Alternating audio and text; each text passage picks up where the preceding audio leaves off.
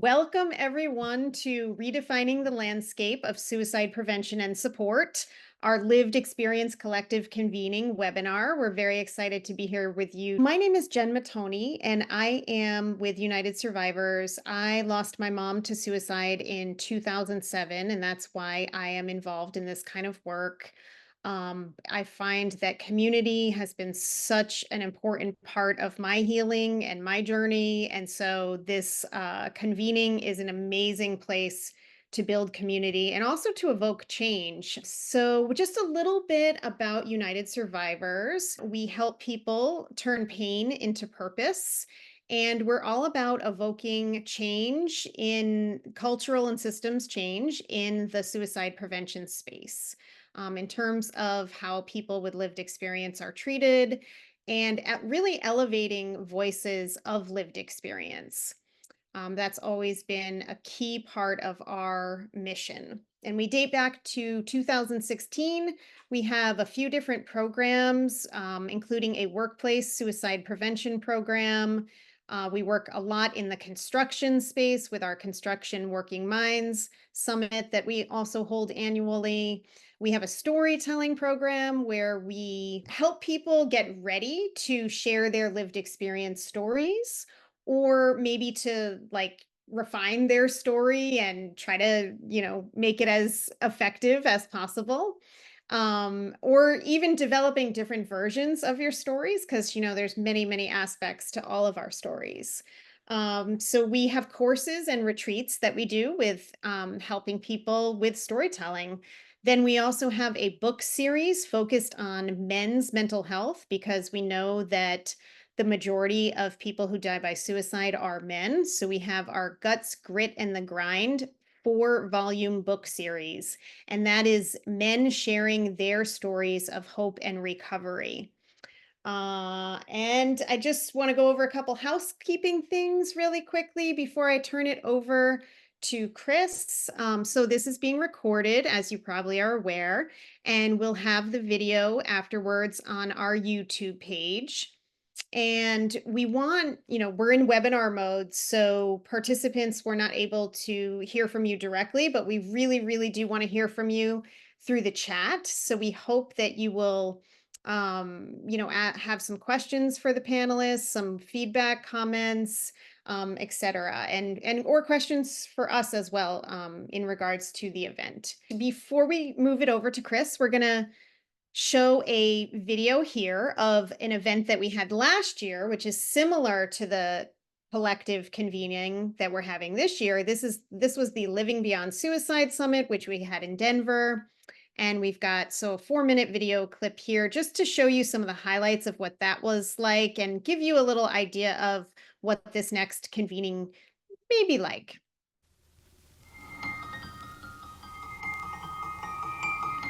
This is a historic moment, a watershed moment for our movement, one that many of us have been working on for several years.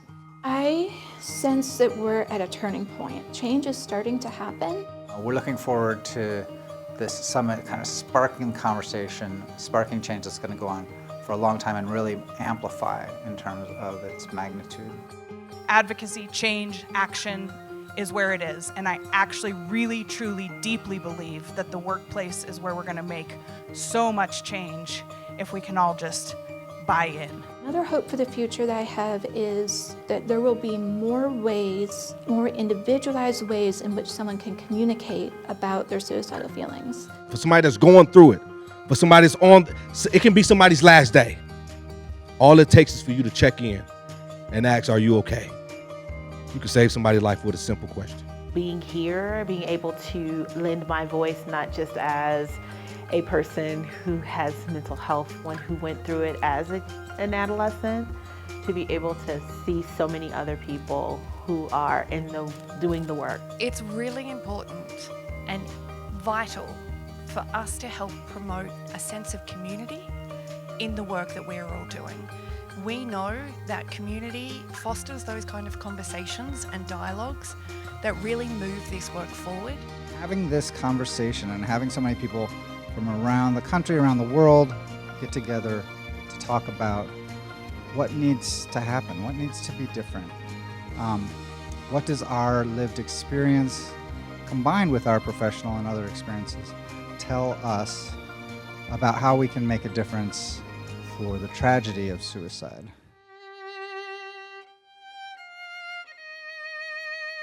If you have lost a loved one, a friend, or a family member to suicide, please light your lights and hold them high.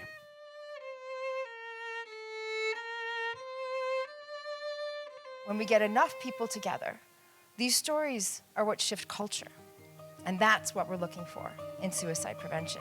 It's important that we have a space and have things included in our national strategy that include those voices and that they are being heard and that they're also being supported. But I knew I wanted to share this story because I thought all of this time, what if what people need isn't just to know that they're not alone, but they also need to know that it can get better. Maybe not perfect, maybe not easy, but it can get better. And maybe even some days can be good. Like in the spirit of we, the people, we are everyone we are, not part anyone. We are all of our stories, told and untold.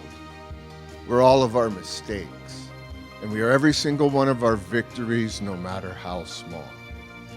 That is who we are in the spirit of we, the people. The reason I'm so passionate about this is because I know my story, and to sitting here with you all, beautiful people who've overcome their own traumas and adversity, speaks wonders to who you are. Phenomenal individuals who are needed, because we all could have fell for the lie that we'd be better off not being here. But if we all would have fell for the lie, then we wouldn't have the impact and be the champions of change that we need to be for the people who need us every day. And thanks so much, Jen, for sharing that. So my name's Chris Weinar, and I'm a board member for United Suicide Survivors International. And my entry into this world, as you will, of a lived experience and suicide survivorship really was when I was an adolescent, and along my journey of multiple suicide attempts, eventually becoming a nurse and serving the community that I've grown up in. Last year in November, I had the pleasure of being a scholarship, recipient to attend the event in Colorado. And for me, it was so empowering. And, you know, in healthcare, oftentimes we don't talk about these things. We don't talk about our stories. We don't talk about suicide. We don't talk about mental health. To build community and influence change, and to be alongside others who have experienced and have survived their experiences and are surviving their experiences with suicide, just drove me to making a greater impact and a change. Ultimately, that led me to getting appointed as a board member for the organization, and we've just been doing some great work this year.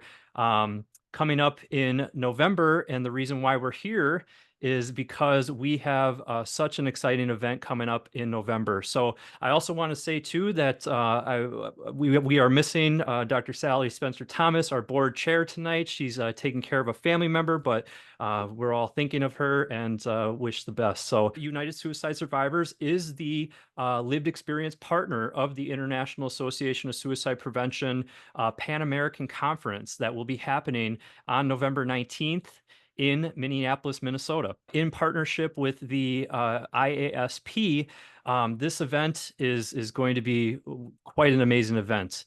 As we know, the national strategy for suicide prevention in the United States heavily focuses and mentions lived experience. And the Lived Experience Collective overall aims to harness the collective wisdom of those who have lived and living experience with suicide.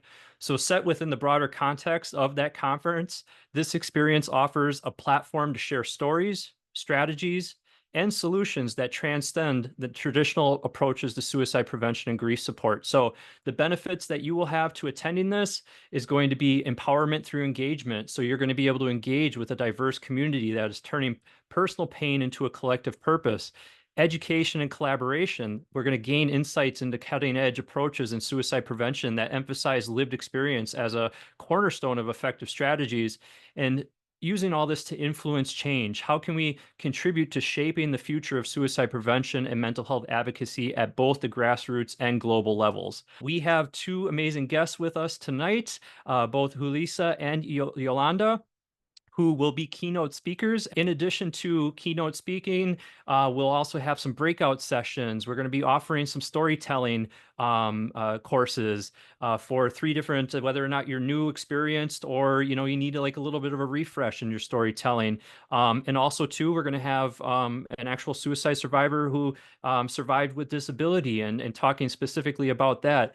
A lot of different breakouts and a lot of different ways to get together, build community, and to use this to further change. So the registration is going to be increasing on October 6th, 2024. Right now, we're at the $150 registration mark. You can see the link to be able to register in the QR code. So the early bird for $150 gets you a full conference experience, coffee break, lunch, the conference registration, and also attendance to that opening ceremony and the opening keynote session for the International Association of Suicide Prevention Conference. So this will be held at the Minneapolis Convention Center again on November 19th.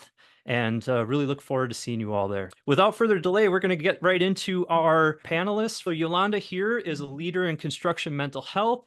Yolanda McIntosh is the Director of Diversity, Equity, and Inclusion for the Associated General Contractors of Minnesota. In her role, Yolanda leads efforts to create more intentional and inclusive initiatives, helping member contractors build equitable business cultures and provide greater opportunities for diverse populations in the building and highway construction industry.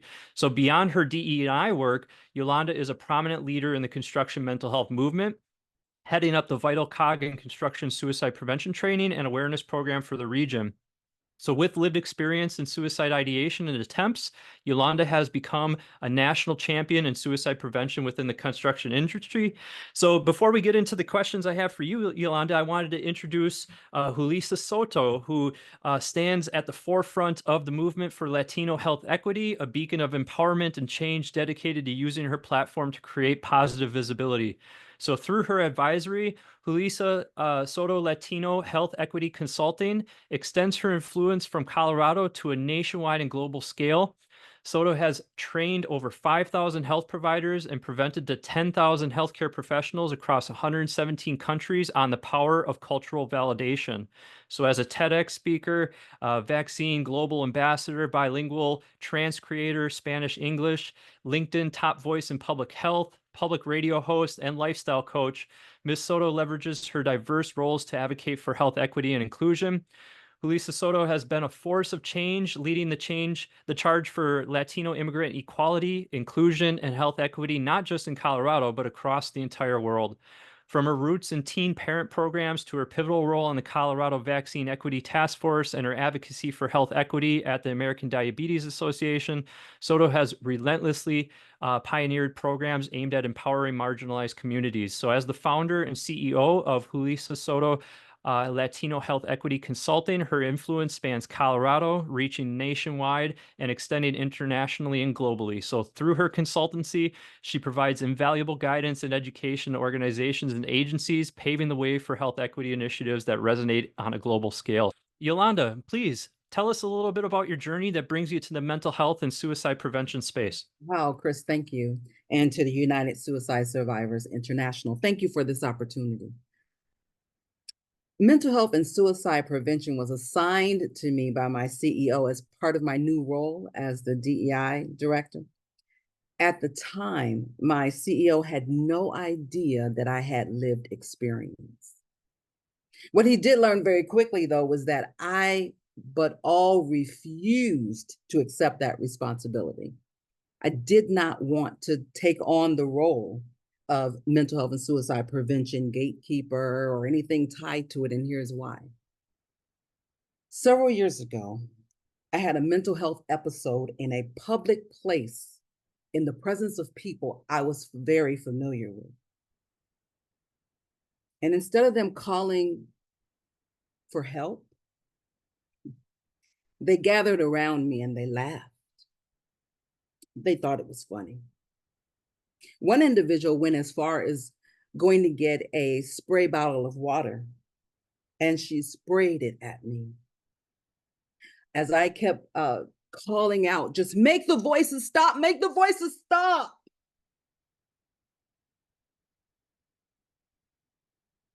But the story didn't end there.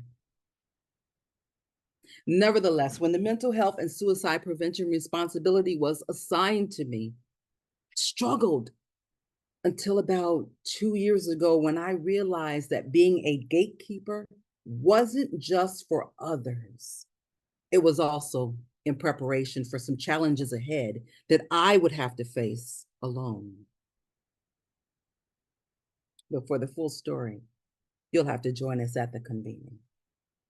Yolanda, thanks so much for that. And like we talked about a little bit before, I think that speaks to the desperate need we have in our workplaces, and especially with mental health and well-being.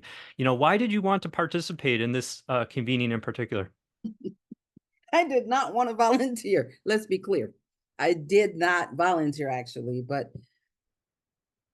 and I didn't volunteer because being vulnerable does not come easy for me.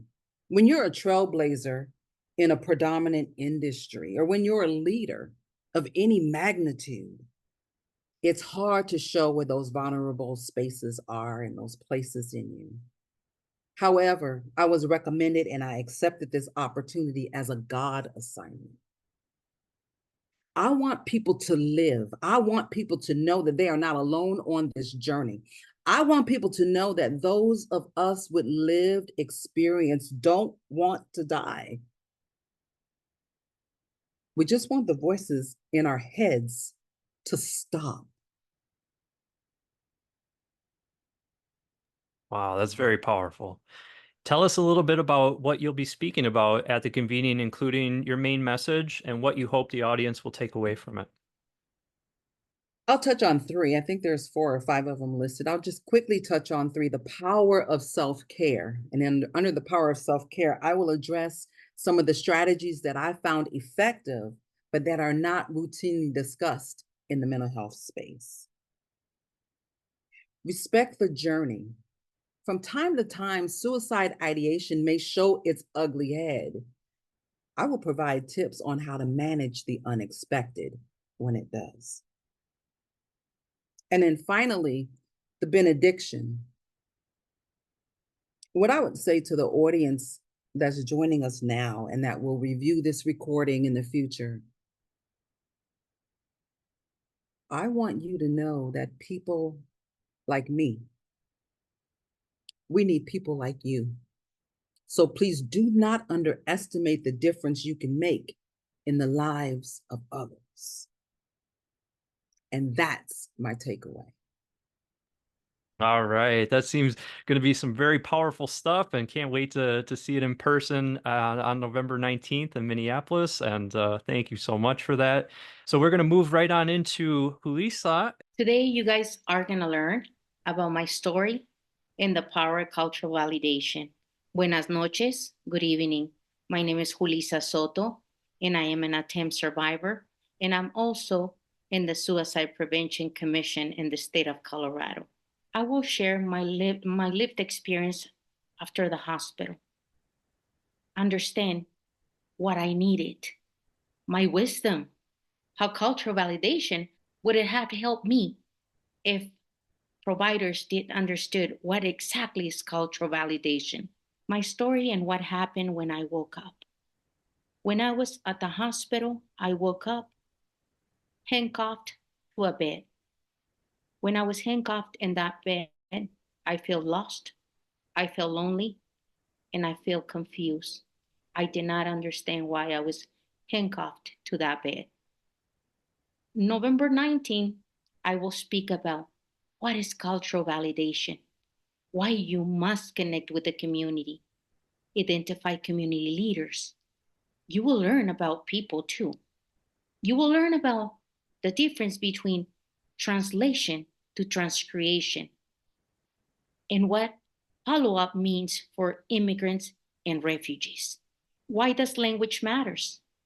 And today, I'm going to show you this video, why it's important to communicate on the language that the community prefer to speak, and why it's important to always have a number where families, where attempt people or whomever needs to call that number, somebody needs to answer that phone. In this commercial, I focus very much on vaccines in Colorado. I have a movement with vaccines, right? But I lead a movement with vaccines. But the number that you see in this commercial is my telephone number. I will give you a taste of this commercial. Can you play this commercial for me too, please?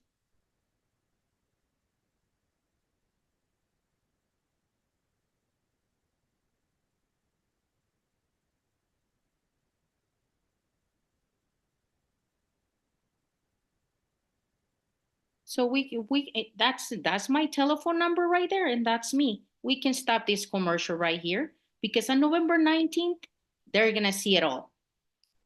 Next slide.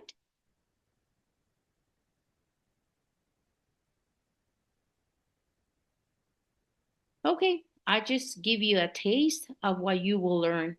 My objective is that you will learn what's cultural validation, why we must validate the cultures of the communities that we wish to serve for better health outcomes. Here's my LinkedIn. Please follow me on LinkedIn. Go to my website. Here's my QR code. And remember, I am here, like my colleague said, because it's a God assignment. I am like Yolanda, a community leader. I revolutionize, I disrupt systems. And by me opening my heart and sharing my love with you is not a fun thing for me to do. But I do want to be the voice of the voiceless. I want to be that person. I want to be the Mexican immigrant woman who finally say, stop, stop hurting me. I am here for you and for everyone else. Again, I will see you in Minneapolis with the power of cultural validation. So please take out your wallet right now, get $150 and buy those tickets. So you want to see two beautiful women of color. When have you guys seen keynote speakers? Is usually the Anglo community who are the keynote speakers. And in here you have two communities, two women, brown and black women, who are very proud of where they come from. And they will be speaking about their story, the power of cultural validation, and my colleague Yolanda with her construction world, which is very interesting. I can't wait to hear her speak. Chris, do you have any questions for me? No, thank you so much, Lisa. And you bring up a great point. You know, this Pan American Conference is going to include attendees from all across the Americas. That's North America, Central America, South America, and the Caribbean. So I think this is very relevant and something that is going to be very exciting to see for everyone. So thank you so much, Lisa, for that. We still have some sponsorship opportunities available. If you're really involved, either an individual business or even a corporation, and you're looking for a great way to get your name out there, to be involved in this lived experience movement and the overall event, we do have a sponsorship prospectus that's on our website, unitedsuicidesurvivors.com. And I can't say enough already to plug the store too. We actually have our brand new storefront with a whole bunch of swag on it too on the unitedsurvivors.com website. So to go over a little bit about the programming, the way the day will look on November 19th. Again, we'll start out with a little bit of opening ceremony. We'll have opening keynote in the morning. We'll have a panel discussion. Tentatively, these names are subject to change. So alternative approaches to healing and change in suicide prevention, the role of lived experience, wisdom, and stories. Going to be a great panel for that day. Also, too, we'll have a roundtable session with storytelling for people who are either I am new, I am engaged, or I need a refresh in using your lived experience or telling your story of lived experience. And then we'll move on to breakout sessions which include storytelling. You know, am I ready? We have a workshop for people bereaved by suicide, disability and suicide, how to use digital platforms for lived experience advocacy. We'll continue on for further breakouts, storytelling part 2. Also, when you are a mental health professional and you lose someone to suicide, and then often stories we don't tell. We'll also have a fireside chat on how to build collaborations with researchers, healthcare, and policymakers. We'll have a great networking lunch, and then we'll have a PM panel, which is on national initiatives and the role of people with lived experience. And then right away, we'll actually get to our closing keynote for that day.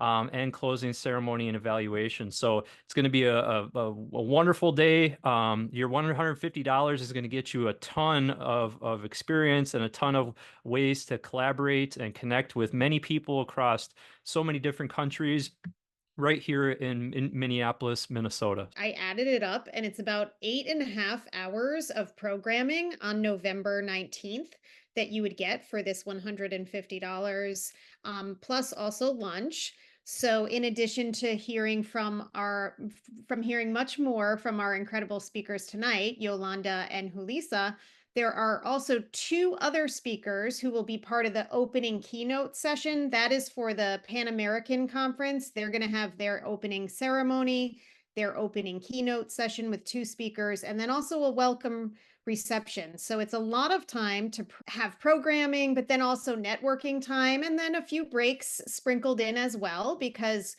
taking a break is obviously important during these kinds of events. I've been fortunate to attend a lot of them, and I absorb so much and learn so much, and I feel things too. Sometimes I do have to step away and just take a little moment for myself and take care of myself, because these really important events, they can be a little emotional too at times. So, And Jen, anyway, you bring up a great point too, and there will be support for attendees during the event as well, which I think is really important. So there'll be actual spaces for people to kind of gather themselves or to offer and receive support. So going into the next slide, actually too, is we still have, as I was a scholarship application recipient, we will have scholarship applications open as of Friday, September 27th, 2024.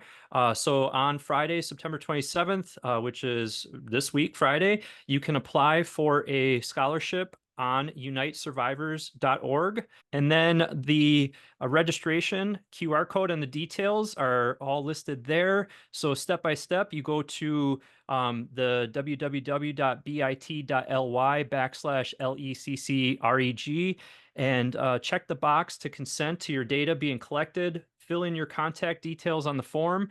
Below that, you'll choose from 3 options, which you will attend either the Lived Experience Collective Convening only, or the Pan American Conference only, or both events. And then you confirm by checking the box that you have the right one. Confirm whether you'll attend the social functions, provide emergency contact and dietary needs, confirm your entries are correct, and then accept the terms and conditions, finalize, and pay. And you can go to that link or scan the QR code right on your screen. Yeah, so obviously those steps sound like a lot when you kind of look at 9 steps, but a lot of it's fast, just clicking and putting in your information. So hopefully you'll not find it too tricky. And again, multiple options in terms of whether you just want to attend on the 19th and experience the lived experience collective convening and a portion of the Pan American Conference, or if you want to attend the whole 4-day event. So, obviously this is a national gathering and even an international gathering. Last year we had people also who came in from around the globe. So that was really awesome. I think it's always important when you can find community or find your tribe. And so having so many individuals who were there that are also survivors, that was community to me. That was tribal to me. All the other external things that we tend to focus on did not matter. We had a commonality, and that bonded us. So I appreciated the opportunity, and I appreciated the opportunity of being able to meet people from various walks of life, not just in background, but in their employment experiences. And I'm looking forward to being there. And I'm looking forward to meeting everyone in our audience. I'm excited. It was just an overall great experience for me. for me, it was quite an experience when I got to speak with people from other countries like Africa. We had some people coming from Africa, and I was like, "Oh my God, you guys struggle with this too!" And tell me your best practices. Just sharing the best practices that were happening in the room was just exciting for me. It was quite of experience also to be part of a group, a safe group that it's not judging for who you are and what had happened to you or what have you done before. It was more like a family gathering and trying to find solutions to a problem that is taboo that we can talk about, that we struggle by saying sometimes our truth, right? Because we get judged. So for me, it was quite an experience just to see people from other cultures too sharing their own experiences. So um, I'm super excited to come to Minneapolis and share my own story and meet people from all over Central America and who knows, even speaking my own language, even speaking Spanish there at the conference and saying, "Oh my goodness, we're speaking Spanish in United States." So I'm excited. I'm really, really excited. And that's one thing, one common thing that I think I hope a lot of people feel as well is that you may feel like you're going there for your first time feeling like a guest, but I guarantee that you'll leave there feeling like family. That was what I remember feeling so much, was just how friendly and warm everyone was and kind. And, it just had a different kind of vibe than I've experienced at many other events, a really, really special vibe.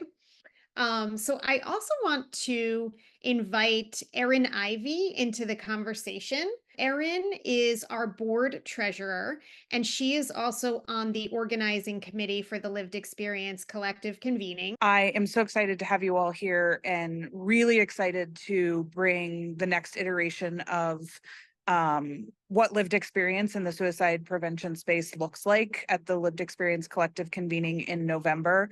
I joined United Suicide Survivors in November of 22 as the treasurer, and immediately fell in love with the focus on storytelling and the lived experience at the forefront of everything that we do.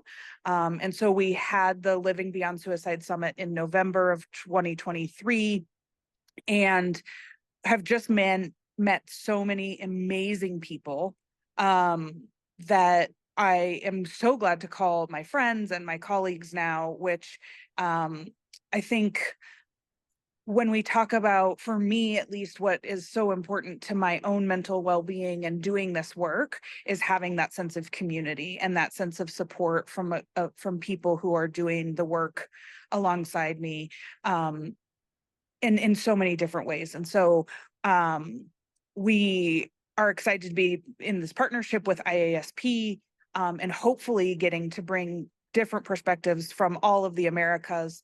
But we do know that we'll have an international audience as well again.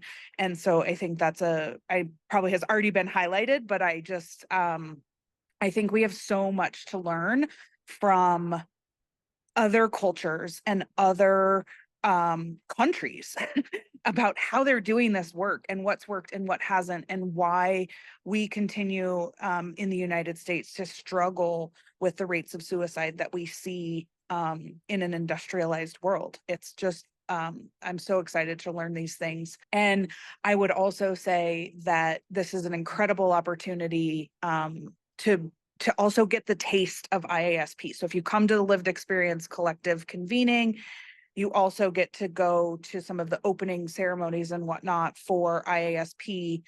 So maybe you can't stay for the whole week, but you want to get that little taste of IASP. This is a great opportunity to do that as well. Thank you so much, Erin. And I just wanted to share a couple of comments that we got in the chat. Shannon says, I attended as a full scholarship recipient last year. The entire experience truly emboldened me forward in my recovery and sharing my story as a suicide attempt and suicide loss survivor. Shannon also continued and said, for the first 50 years of my life, I never knew anyone could recover from a suicide attempt or get over suicidal thoughts. Being in a room full of survivors was wonderfully exciting. Thank And Shannon and I had the pleasure of meeting in November last year, and this year she'll be leading a breakout session on disability and suicide. So very excited for that as well, too. Chris, you also were going to mention a little bit about how lived experience is in the newly updated National Suicide Prevention Strategy. Yeah, I talked about that and touched on that a little bit before. So, historically in the past, the lived experience has been often missed in this work. And the national strategy that was released this year for suicide prevention across the United States just heavily focuses on the integration of lived experience across all of its initiatives.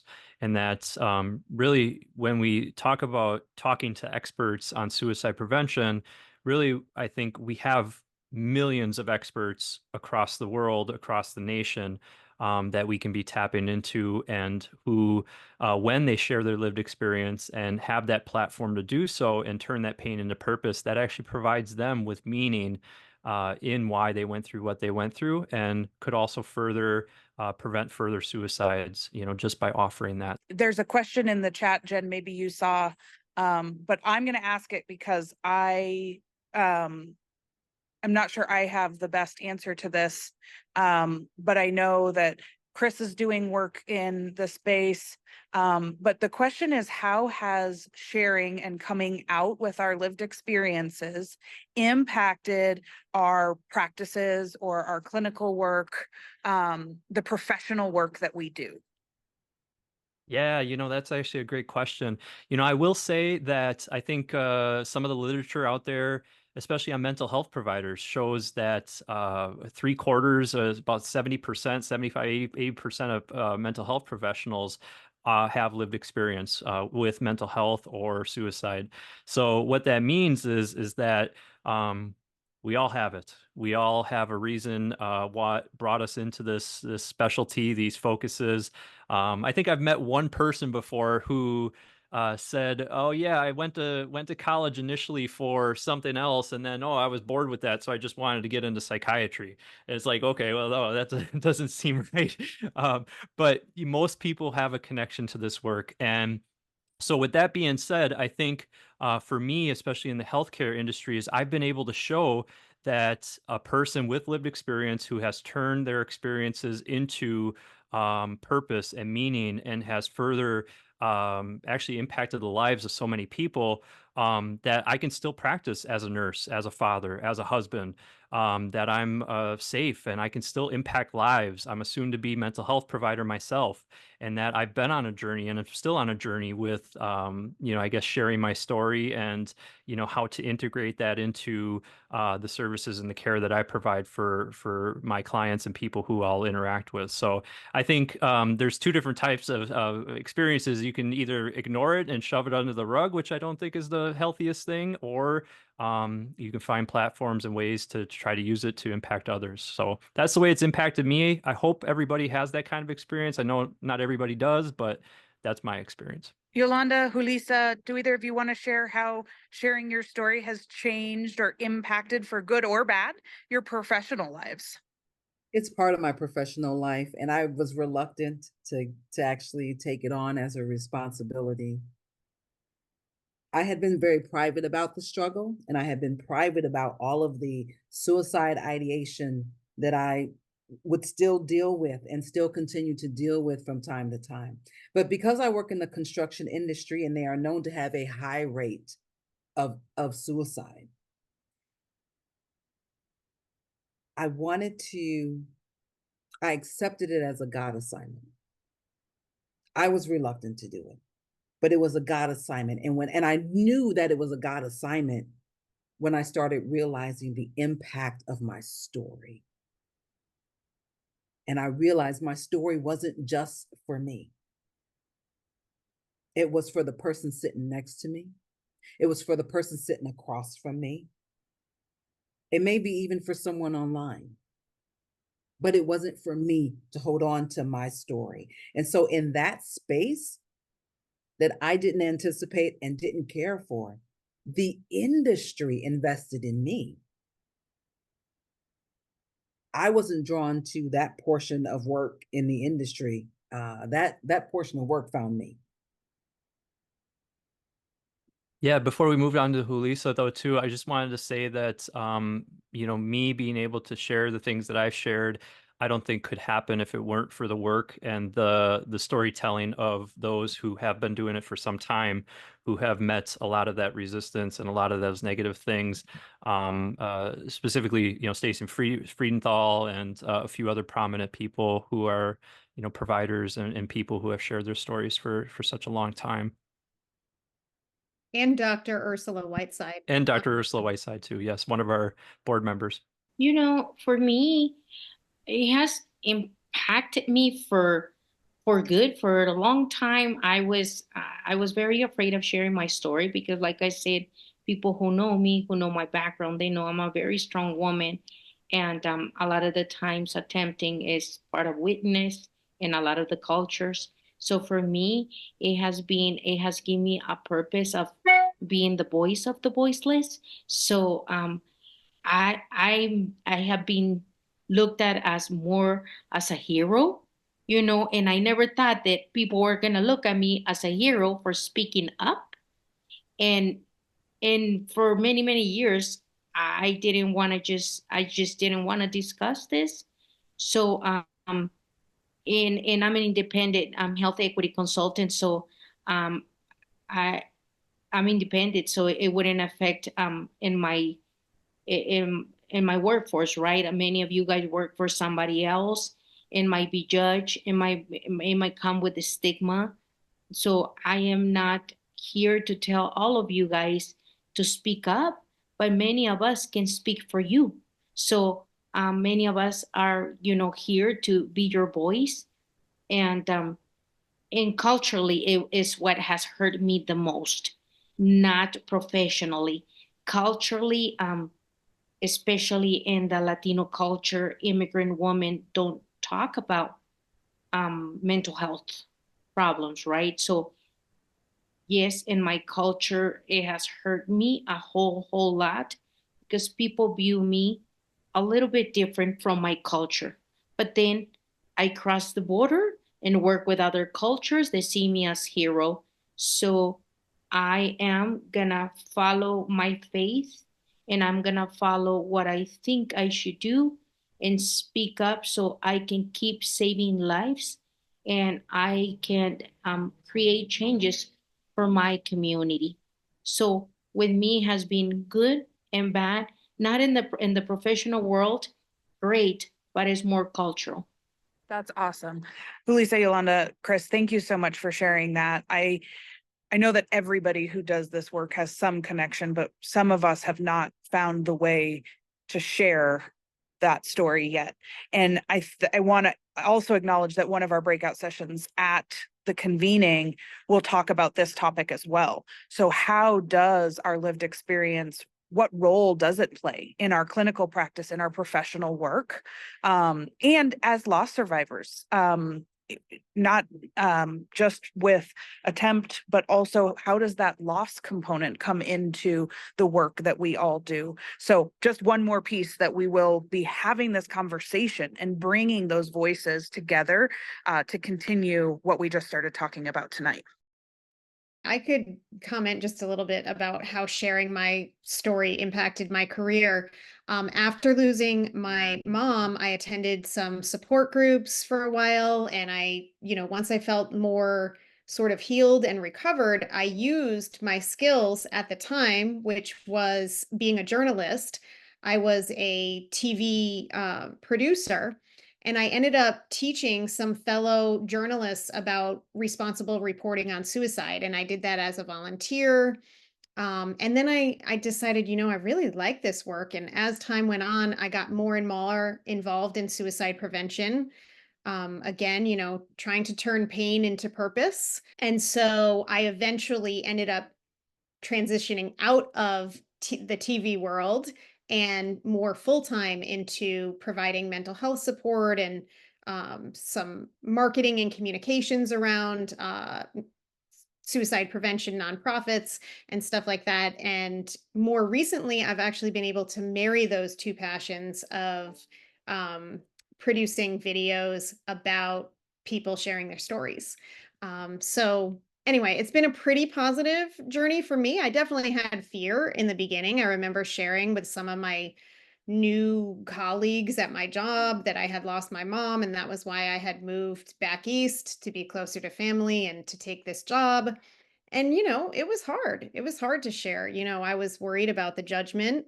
Luckily, everyone was pretty kind about it. And again, it's evolved over time. And now I just feel so blessed to be able to do what I do and have such meaningful work and meet great a great community of fellow survivors. Nancy just asked, do you think we could use more support groups for those who have attempted? Um,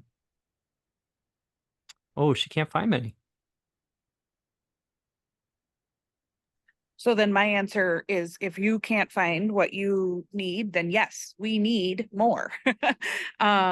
We all need support in different ways. And one of the biggest hurdles is finding support in the way that we need it. And so I think that there's a lot of need for additional support groups in a lot of spaces. We do some support group work at the organization I work with in Colorado. And what I have found is it's a very small rural community, and we have groups that are available for people, but people are still hesitant to come and attend because they're worried they're going to see their neighbor or they're going to see someone that they know well. And there still is a stigma or a judgment piece that comes along with that. And I think that's really great feedback. I see Tammy also commenting. I think that this is another opportunity that we're going to have some conversations about. We are going to do some roundtable discussions about what's working and what's not, but not from the same lens of like a SWOT analysis, like strengths, weaknesses, opportunities, and threats, but really more from a lens of, I'm new to this space, and what do I need? I've been in this space for quite some time, and what do I need? And I'm burnt out. I'm not sure I want to do this anymore. And what do I need to continue to do this work and sharing lived experience and stories? So I'm not here to say we have all the answers by any means, because we don't, except that I want to acknowledge that if people are struggling to find the support that we need, then we definitely need more. Yeah, that was something I remember discussing last year was, hearing from a lot of people about innovative solutions. So I look forward to doing more of that. Thank you all for attending, and please like, subscribe, and follow United Suicide Survivors International. You can check us out at unitesurvivors.org or at Unite Survivors on Facebook, Instagram, or Twitter X, also on LinkedIn and YouTube. Thank you so much to all of our speakers for joining us tonight. We look forward to seeing you in person in a couple months in Minneapolis.